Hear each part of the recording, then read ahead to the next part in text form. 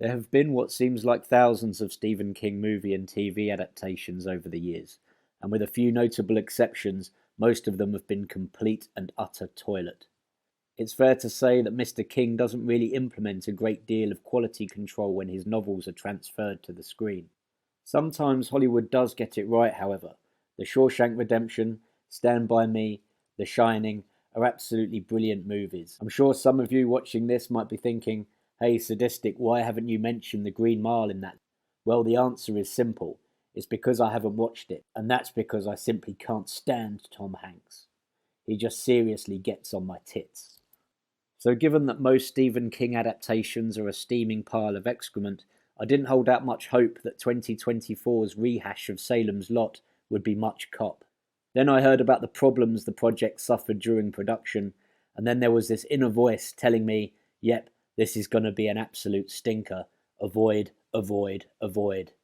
But good advice is almost certain to be ignored, so I decided to give the movie a go. After all, as a kid I'd loved the 1979 miniseries. Sure, it looks dated as fuck now, but way back when this movie was a horror icon. The makeup effects of Barlow were terrifying, and the floating kids were creepy as hell. So was the 2024 movie any good? Could it defy my minuscule expectations? Well, no, not really, and I shouldn't be surprised, especially when King himself said after watching the movie, "It's not embarrassing or anything." Lofty praise indeed. Well, I actually disagree with Stephen on this one. The movie is embarrassing. In fact, it's downright terrible. The main narrative is similar to the book.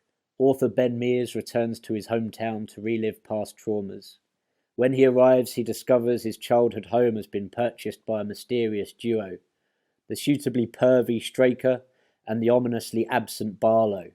Unfortunately for Ben, these two individuals are hell-bent on turning the entire town into blood-sucking fiends. One of the best things about the Salem's Lot novel, and Stephen King stories in general, is that anyone can die, and that includes children.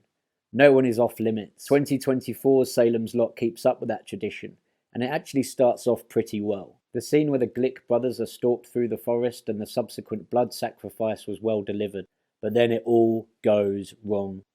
Ben Mears embarks on an awfully hammy relationship with a local secretary whose character has about as much depth as an Instagram post from your favourite fitness influencer.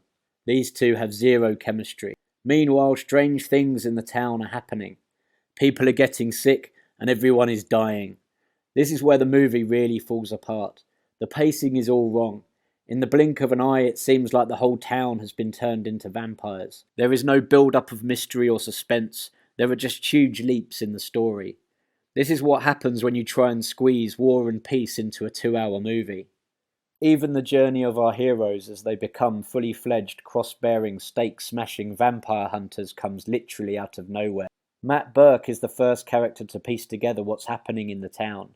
He hears some noises coming from the guest staying in his spare bedroom, and he immediately knows what that means.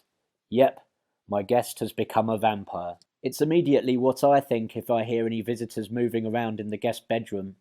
I immediately think to myself, yep, that's another house guest who's turned into a soul-sucking hell fiend and must be dealt with accordingly. If any police officers are watching this video, please know this is a joke, and any piles of dirt in my back garden are purely the fault of this ferocious individual. The movie itself should have been called Salem's Knot, the Mark Petrie story, because they clearly wanted to make this guy the main character. I suspect they did this to try and piggyback on the success of 2017's It, and also Stranger Things. Unfortunately, this movie doesn't pull it off at all.